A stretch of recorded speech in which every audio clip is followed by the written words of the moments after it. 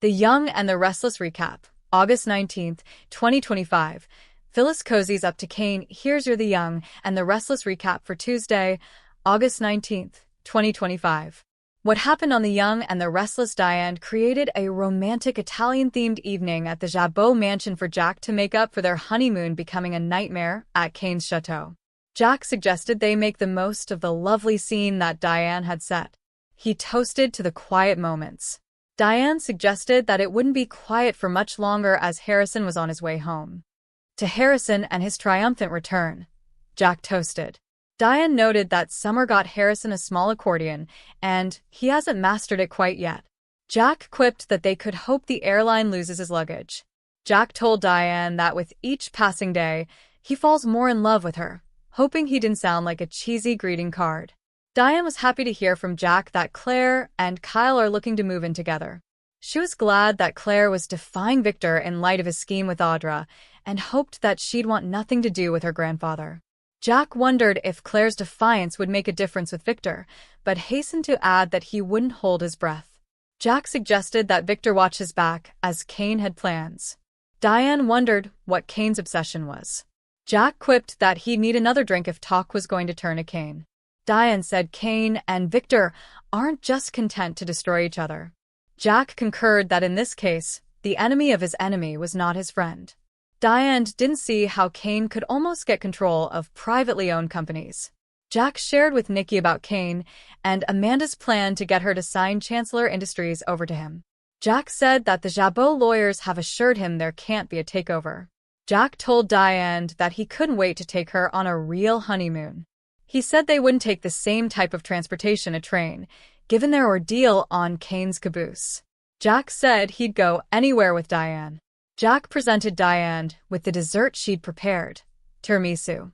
He told her in Italian that he would love her forever, with help from his phone and translator app. Diane shared her response by kissing her husband. Meanwhile, Tessa and Claire had gelato in the park. Claire shared memories of her father, Cole, sampling many flavors, then he'd resort to his standby choice. Tessa informed her dessert pal that she and Mariah had split. Claire was stunned. Tessa revealed that Mariah did something, but she wouldn't say what it was. Claire offered to babysit Aria and take her to the zoo. Tessa shared that she'd been talking to someone, presumably Daniel, who has helped her a lot. Claire said it was difficult not being able to get in touch with Kyle when he was in France. Tessa wondered if Kyle was being supportive because even though she loved him, that he could be a real jerk face at times. Claire said she needed something stronger than gelato. Tessa suggested that they go to the Restaurant Society, as she knew the manager. Kane talked business with Holden on the phone. Daniel overheard Holden saying goodbye to Kane and said that they all know now that he's the man behind the curtain, courtesy of Newman Media. Daniel said he knew Kane before he became super wealthy. Daniel noted that it's better to succeed when you don't hurt people, implying that Kane did. Daniel said that he and Kane have in common the same ex-wife, Lily. He admitted that he did things he wasn't proud of, but Daniel didn't care for how he treated Lily. Daniel predicted Kane has some scores to settle. Holden said that he was recently rehired by Kane, but he wasn't at liberty to discuss business. Daniel and Holden officially introduced themselves to each other. He said he wanted to make sure his mom was safe and protected. Holden nearly rolled his eyes when Daniel revealed his mom was Phyllis. Daniel wanted to know if his mother was making a mistake by allying herself with Kane Ashby. Daniel said he didn't have enough info to know if Phyllis was in over her head.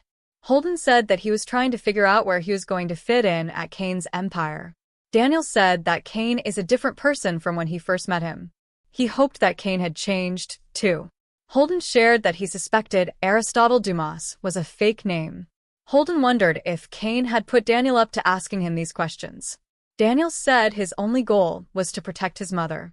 He added that if Holden didn't want to share anything, that was okay. Holden said that when he was in Los Angeles, he wanted to open his very own club. Daniel said that he had a stepbrother, Noah, who ran the Glam Club, but it shut down and that he was running a club in London now. Daniel and Holden toasted to the future. Then, Claire and Tessa arrived. Holden said to Claire that his night just got a whole lot better. Tessa said she managed society, with help. Claire said that Tessa was being modest. Daniel said that Summer was doing fantastico, in Milan, as Harrison would say. Daniel added that Harrison has fallen in love with risotto. He added that Summer had met a guy. Claire said everyone deserved to love, prompting Daniel and Tessa to share smiles. Claire said that Kyle was excited about Harrison coming home. Tessa, Claire, Holden, and Daniel toasted to a drink. Tessa found it strong. Daniel noted it was sweet. Claire said James Bond invented the drink, Vesper Martini, in a book, not a movie. Holden quipped he could drink in any language. Daniel gave Claire condolences to Claire about her losing Cole, her father. He let Holden know that he lost his partner last year. Holden said there's nothing harder than losing someone you love, referring to Damien. He asked Tessa if she had lost someone. She said no one died, but she lost the person she was planning on spending her future with, Mariah. Holden shared that he buried his best friend. Tessa and Daniel gave their condolences. Tessa said that it was great that they had people with whom they could be sad. Holden lamented that he and Damien had a falling out before he passed away. Claire said that Holden would find someone to rely on. Meanwhile, Kane composed an apology text to Maddie and Charlie, telling them that he was still their dad. Then, Phyllis showed up with a bottle of bubbly to celebrate. Phyllis opened the 17-year-old bottle of champagne that she claimed she stole from a chateau. Kane felt they had nothing to celebrate. Phyllis said she was up for attacking Newman, Chancellor, and Winters. She added that she just saw Nick, and he wanted to play nice by allying himself with Kane. Kane reiterated he wasn't in the mood to celebrate. Phyllis imitated Victor's controlling nature. She noted that everyone has been the subject of Newman media. Kane lamented that his children found out from Newman media that he'd been lying to them for years. He shared that they won't return his texts. Kane worried his kids won't believe him moving forward. Phyllis said she knew something about shattering children's hearts. She said she was the expert on that unfortunate topic.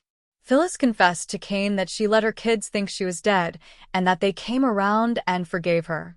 She theorized that Maddie and Charlie would do the same. Phyllis pointed out that Maddie and Charlie would be swayed by Kane's billions. He countered that he could not buy their trust. Kane said his kids reached out to him and got his voicemail instead. Phyllis urged Kane to forgive himself. Phyllis raised a glass and suggested a toast to their kids. She said when she came back from the dead, she had to give her kids time to come around.